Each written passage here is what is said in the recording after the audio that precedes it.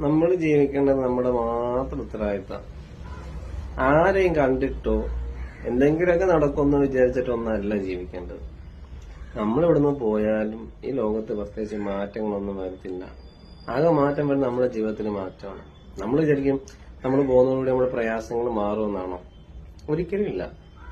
നമ്മൾ കൂടുതൽ പ്രയാസത്തിലേക്ക് ചെന്നെത്തുകയാണ് അല്ലെ? വിളിക്കാത്ത കല്യാണത്തിന് പോയ അവസ്ഥയായിരിക്കും. ആത്മഹത്യ ഒന്നിനും പരിഹാരമല്ല. ഞാനീ പറയുന്നത് നിങ്ങളെ ആണ് നിങ്ങൾ തോന്നുന്നുവെങ്കിൽ നിങ്ങൾ കുറച്ചും കൂടെ ബോൾഡാകാനുണ്ട്. നിങ്ങൾക്ക് വേണ്ടി ഒരു ജീവിതം ഇവിടെ തയ്യാറാക്കി വെച്ചിട്ടുണ്ട്. അതിലേക്ക് നിങ്ങൾ ശ്രദ്ധിച്ചാൽ നിങ്ങൾക്ക് അതിനകത്തുള്ള പോംവഴികൾ കാണും. എളുപ്പവഴികളില്ല ജീവിതത്തിൽ. എവറസ്റ്റ് ഏറ്റവും മുകളിൽ കയറിയിരിക്കുന്നവൻ അവന്റെ മുഖത്ത് ആ പുഞ്ചിരി വിരിയുന്നത് അവൻ ലിഫ്റ്റിൽ പോയി കഴിഞ്ഞാൽ കിട്ടുമോ? ഹെലികോപ്റ്ററിൽ പോയി അതിന്റെ മേളിൽ ഇറങ്ങിക്കഴിഞ്ഞാൽ അവൻ ചിരിച്ച് ചിരിയും. അവൻ കഷ്ടപ്പെട്ട് ദിവസങ്ങളെടുത്ത് ബേസ് ക്യാമ്പിൽ നിന്ന് ഏറ്റവും മേളിലേക്ക് എത്തിക്കഴിഞ്ഞാൽ കിട്ടുന്ന ചിരിയും തമ്മിൽ വ്യത്യാസമില്ലേ? ഇതുപോലെ തന്നെ പരീക്ഷണങ്ങളുണ്ടാവും, പ്രയാസങ്ങളുണ്ടാവും.